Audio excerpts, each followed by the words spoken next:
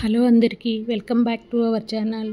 ఈరోజు మన రెసిపీ వచ్చేసి గోంగూర చికెన్ అండి. చాలా బాగుంటుంది టేస్ట్ అయితే. దీనికోసం మనం ముందుగానే అన్నీ రెడీ చేసి పెట్టుకుందాము. టమాటో, ఆనియన్స్, పచ్చిమిర్చి, గోంగూర, మసాలా దినుసులు ఇలా అన్నీ రెడీగా చేసి పెట్టుకుంటే చేయటం చాలా ఈజీ అండి ప్రాసెస్. ఇప్పుడు స్టవ్ ఆన్ చేసి ప్యాన్ పెట్టుకొని ఈ చికెన్కి కొంచెం ఆయిల్ అనేది ఎక్కువే పడుతుంది. సరిపడా ఆయిల్ వేసుకుంటేనే బాగుంటుందండి కర్రీ నాన్ వెజ్కి.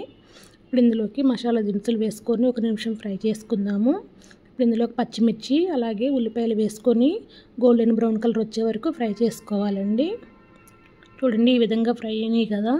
ఇప్పుడు ఇందులోకి 1 స్పూను అల్లం వెల్లుల్లి పేస్ట్ వేసుకొని ఈ అల్లం వెల్లుల్లి పేస్ట్ అనేది పచ్చివాసన పోయే వరకు ఫ్రై చేసుకోవాలి. ఈ కర్రీ అనేది చేయటం చాలా ఈజీ అండి ప్రాసెస్. ఇప్పుడు ఇందులోకి చికెన్ వేసుకొని ఒకసారి కలుపుకోవాలి.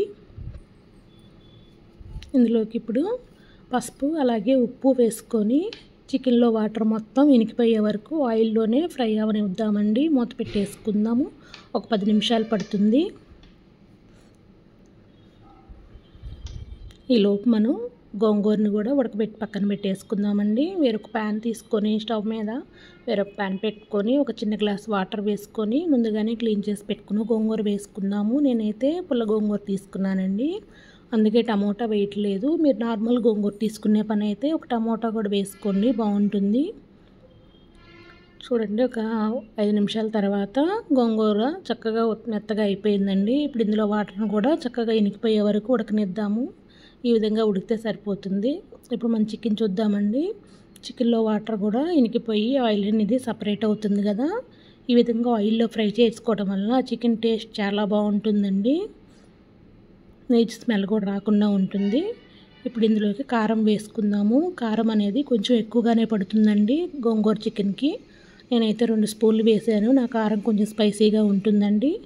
అలాగే 1 స్పూన్ ధనియాల పొడి, 1 స్పూన్ గరం మసాలా, 1 స్పూను జీలకర్ర పౌడర్ వేసుకొని మొత్తం బాగా కలుపుకొని టమాటా వేసి మూత పెట్టేసుకుందాము.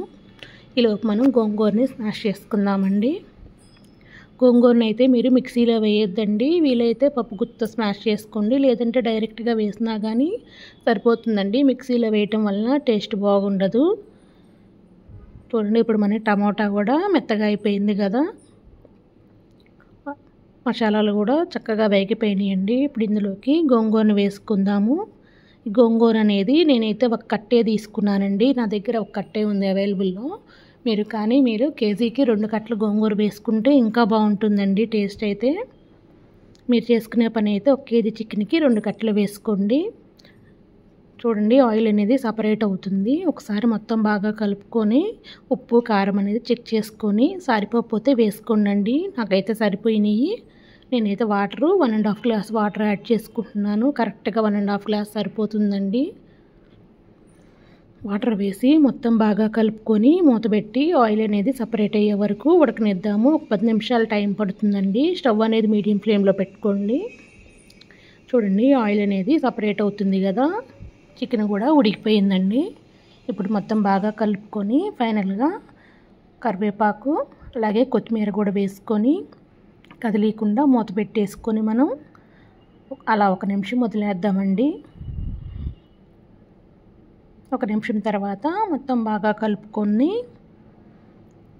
దించేసుకోవటమేనండి. ఇంకా చూడండి చాలా సింపుల్గా చాలా టేస్టీగా ఉంటుందండి. చేయటం కూడా చాలా ఈజీ. ఇప్పుడు మనం స్టవ్ ఆఫ్ చేసుకొని సర్వింగ్ బౌల్లోకి తీసుకుందాము. వేడి వేడి అన్నంలో ఈ విధంగా గోంగూరతో చికెను చాలా బాగుంటుందండి టేస్ట్ అయితే. ఒకసారి మీరు కూడా ట్రై చేసి తప్పకుండా మీకు ఎలా కుదిరిందో కామెంట్ చేయండి. ఈ వీడియో కనుక మీకు నచ్చినట్టయితే like, share, subscribe. Thank you.